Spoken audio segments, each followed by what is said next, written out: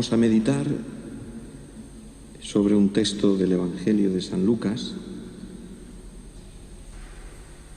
que nos propone la liturgia en el domingo 33 del tiempo ordinario, por lo tanto el penúltimo domingo del tiempo litúrgico en este ciclo C en el que estamos. Es un texto muy conocido que se encuentra en el capítulo 21, muy al final ya del Evangelio de San Lucas. Por lo tanto, nos está hablando de esas realidades últimas, definitivas, de ese más allá que el Señor explicó antes de entregar su vida.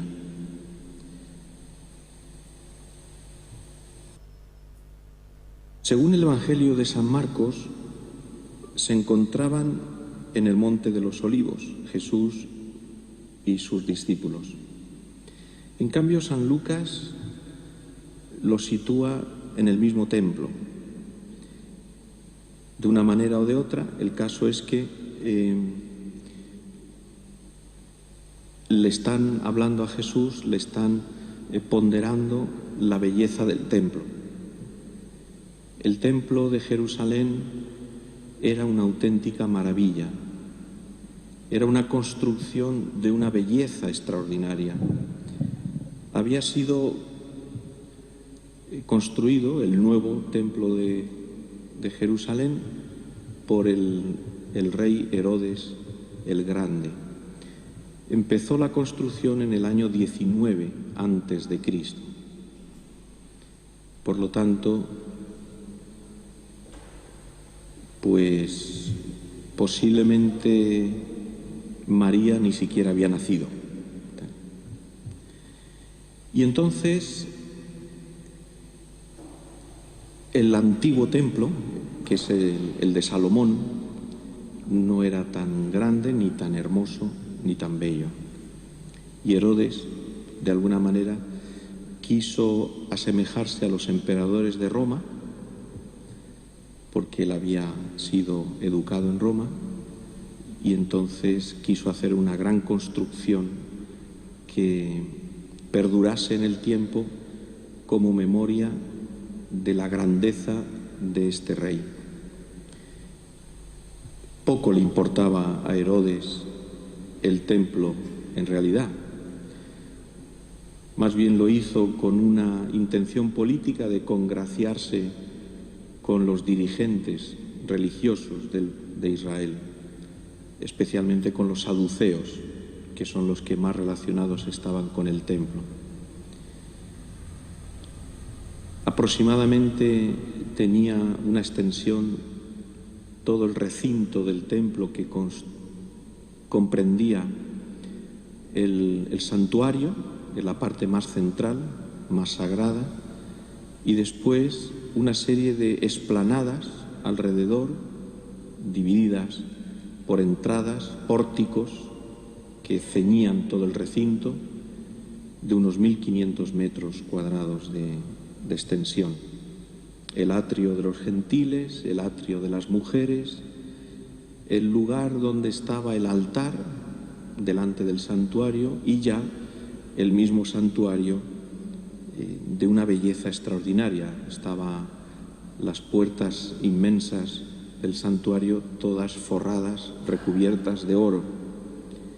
El santuario es donde se encuentra el santo de los santos, es decir, el recinto más sagrado, donde está el arca de la alianza, la menorá, donde está el maná, la vara de Aarón, y entonces allí es donde solo podía entrar el sumo sacerdote una vez al año para ofrecer el sacrificio de expiación por los pecados del pueblo.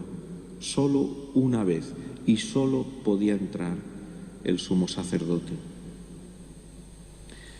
El santuario estaba dividido en dos partes por un velo, por una cortina que, según el Evangelio, se rasgó en dos cuando Jesús murió. Ese santuario, en la parte central del templo, fue construido por 1000 sacerdotes que tuvieron que aprender el oficio de canteros para tallar las piedras, carpinteros, albañiles, todos los oficios necesarios. Porque al ser el lugar más santo, entonces se destinó a estos sacerdotes para que lo construyeran, para que el lugar más santo no fuera construido por manos impuras, ¿no? Y entonces 1000 sacerdotes aprendieron los oficios necesarios para construir el santuario del templo, ¿no? El templo lo comprende todo, también las explanadas, los atrios, los pórticos donde Jesús enseñaba, ¿no? De una belleza extraordinaria, un edificio de una altura grandísima, culminaba en la parte más alta de Jerusalén, tallado y construido con una piedra muy blanca. A lo lejos parecía que Jerusalén estaba siempre como adornada de nieve, ¿no? Por la blancura que desprendía esas piedras del templo. Y los discípulos y la gente que estaba alrededor de Jesús, dice el Evangelio de San Lucas, hablaban del templo, de lo bellamente adornado que estaba con piedra de calidad y exvotos. Jesús les dijo: esto que contempláis, llegarán días en que no quedará piedra sobre piedra que no sea destruida. Podemos imaginarnos el estupor, la sorpresa en aquellos discípulos, en aquella gente que oyó a Jesús decir esas cosas. Para un israelita el templo es, por decirlo así, el lugar más seguro, porque es donde Dios ha puesto su morada entre los hombres, donde Dios viene a encontrarse con los hombres. Recordamos en el desierto, en la tienda del encuentro, cuando se detenía el pueblo y Dios bajaba a hablar con Moisés, y entonces una nube cubría la entrada de la tienda, significando la presencia de Dios, ¿no? Es decir, el templo era el lugar más sagrado y por lo tanto el lugar más seguro. O sea, no podía destruirse. No se concebía que el templo pudiera desaparecer. Y por eso, contemplando en ese momento, cuando Jesús lo estaba viendo y sus discípulos, el templo estaría en el máximo de su esplendor. Llevaba muy pocos años construido, con una belleza extraordinaria. Y esto que contempláis, llegarán días en que no quedará piedra sobre piedra que no sea destruida. ¿Cómo puede ser eso? Maestro, ¿qué estás diciendo? Esto no es posible. ¿Cómo se va a destruir el templo?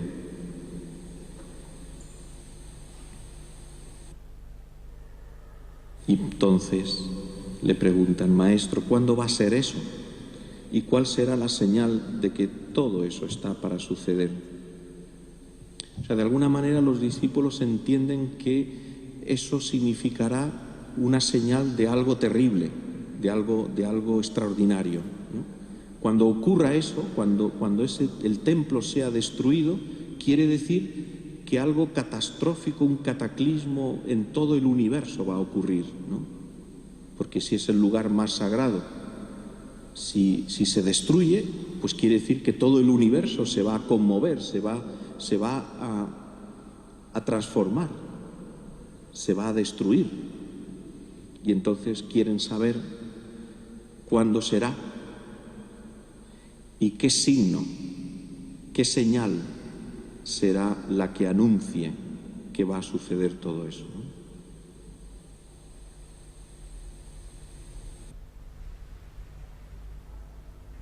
El Señor les dijo: mirad que nadie os engañe, porque muchos vendrán en mi nombre diciendo yo soy, o bien está llegando el tiempo. No vayáis tras ellos. Cuando oigáis noticias de guerras y de revoluciones, no tengáis pánico, porque es necesario que eso ocurra primero, pero el fin no será enseguida. El templo de Jerusalén fue efectivamente destruido en el año 70 después de Cristo. Por lo tanto, unos 40 años después de la muerte de Jesús. Fue destruido por el general Tito en la época del emperador, su padre era el emperador Vespasiano. Los romanos arrasaron con toda la ciudad, destruyeron el templo primero con el fuego y después demolieron todas las piedras y prácticamente toda la ciudad quedó arrasada hasta el suelo. Según se cuenta en las crónicas, unos 100.000 judíos fueron deportados a Roma, donde fueron empleados como esclavos para construir el gran circo del Coliseo.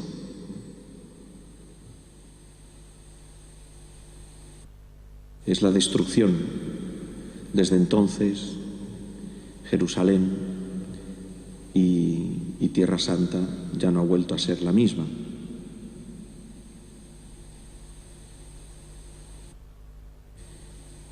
Los israelitas ponían su confianza y su seguridad en un templo, en material, y en el culto que allí se hacía, ¿no? En los sacrificios de animales.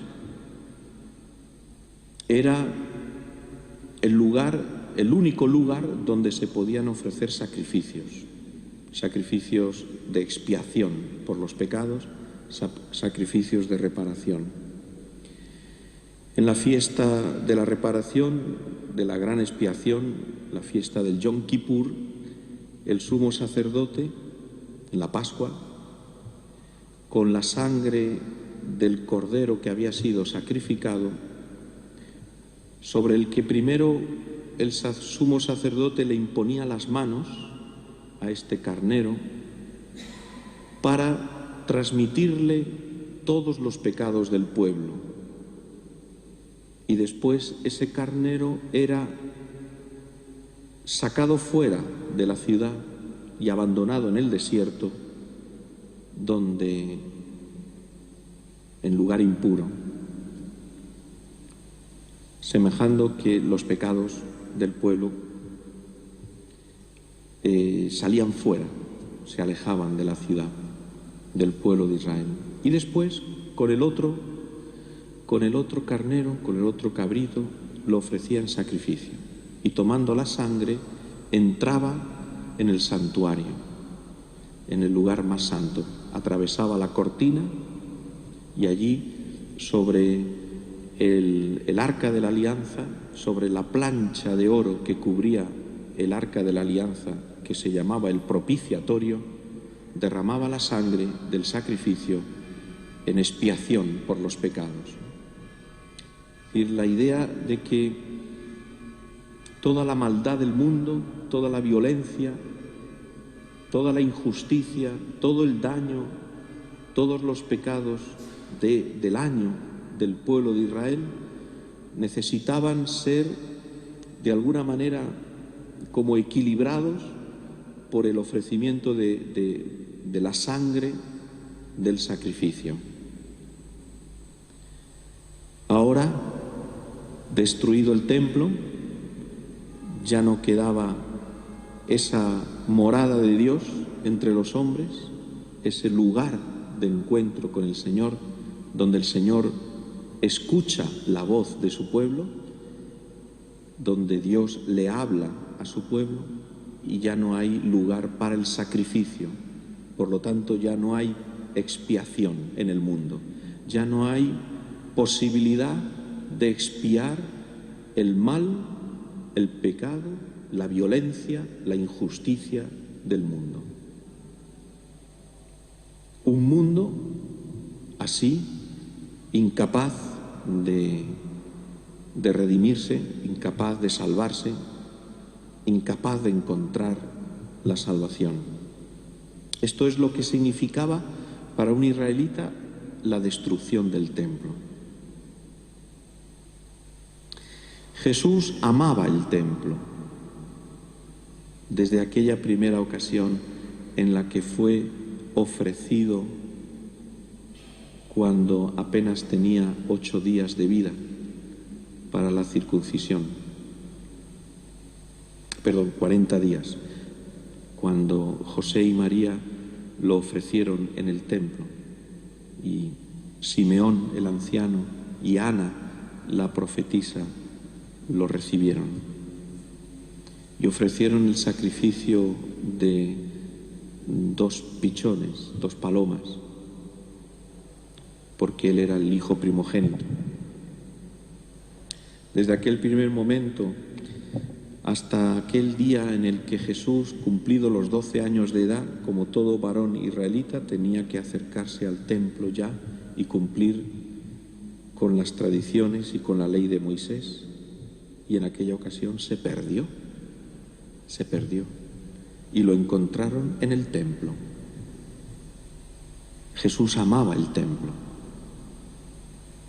Allí le gustaba enseñar a sus discípulos, sentado en las gradas de alguno de los pórticos, el pórtico hermoso o el pórtico de Salomón. Precisamente en un momento determinado, viendo Jesús en qué se había convertido el templo, trenzando unas cuerdas, arrojó del templo, es decir, de uno de las explanadas, a todos los mercantes, todos los que comerciaban con el ganado que después iba a ser sacrificado, volcó las mesas de los cambistas, porque en el templo solo podía entrar la moneda del templo, no podía entrar una moneda pagana, la moneda romana, y entonces volcó las mesas, expulsó a todos del templo. Habéis convertido mi casa en una cueva de bandidos. Es curioso porque esto mismo se encuentra ya anunciado muchos siglos antes en el profeta Jeremías. El profeta Jeremías en el capítulo 7 dice lo siguiente: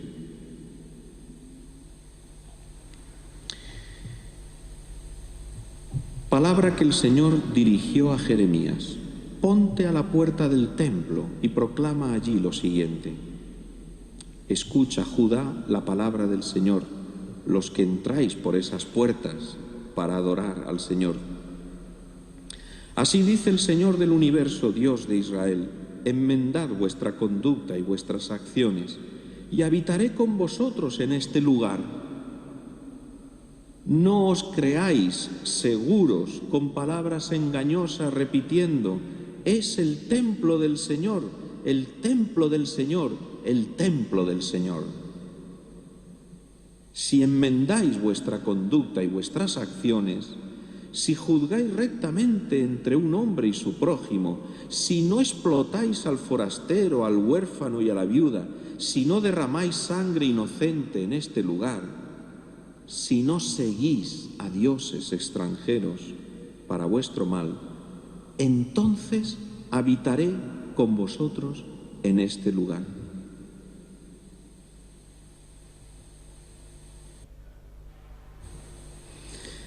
Vosotros os fiáis de palabras engañosas que no sirven de nada. Insiste el profeta Jeremías diciendo palabras de fuego. De modo que robáis, matáis, adulteráis, juráis en falso, quemáis incienso a Baal, seguís a dioses extranjeros y desconocidos, y después entráis a presentaros ante mí en este templo. Y os decís, estamos salvos. ¿Creéis que es una cueva de bandidos este templo dedicado a mi nombre?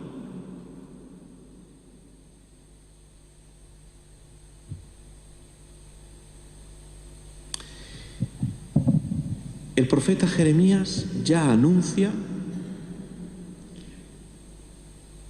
la destrucción del templo de Jerusalén, el templo de Salomón. Ya lo anuncia. Y lo anuncia relacionándolo con la conducta del pueblo de Israel, con la falta de fidelidad a la alianza.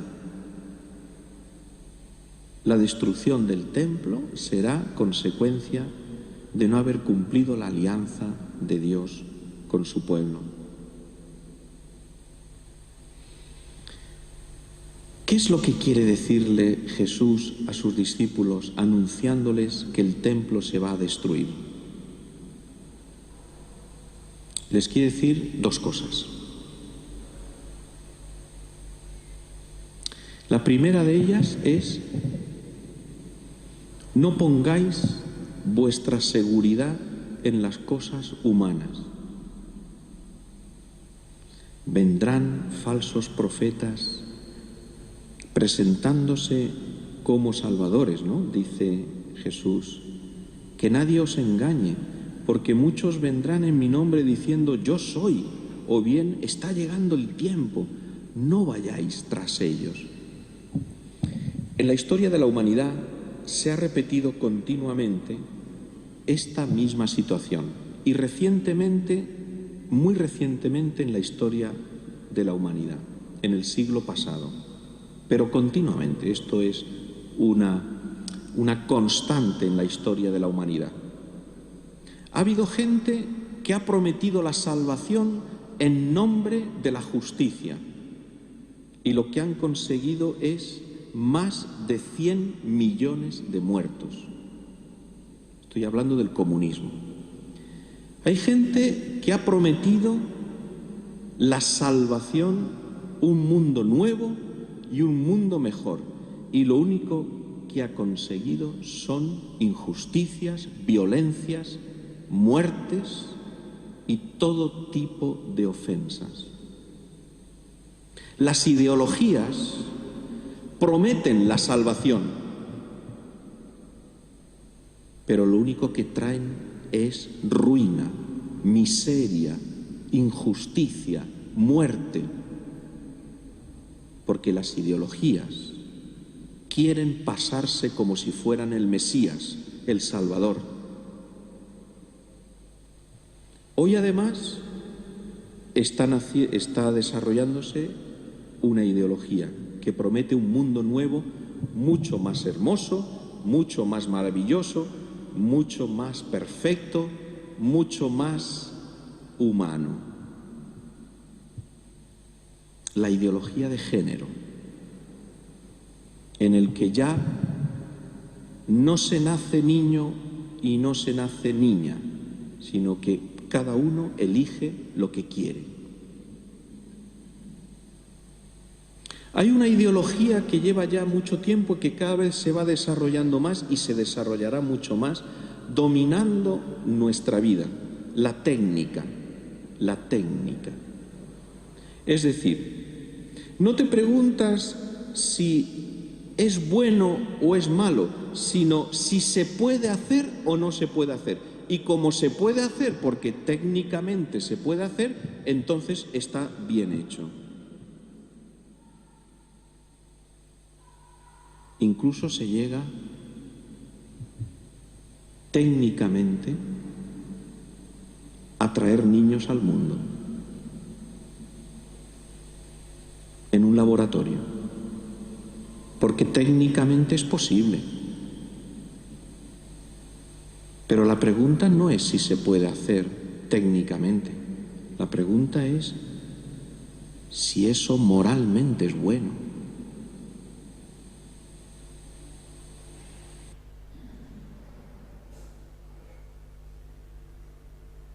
La técnica,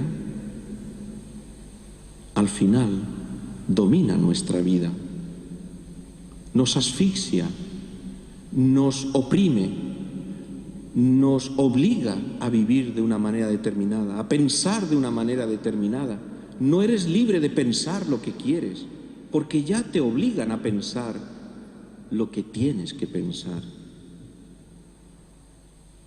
Al final, vendrán muchos que os dirán, soy yo. Y es mentira. Ninguno de ellos es Cristo. Ninguno de ellos te va a salvar. Ninguno de ellos tiene una buena noticia para la humanidad. Ninguno. Tienen apariencia de bien, porque Satanás, además, sabe revestirse de bien, pero en el fondo es Satanás.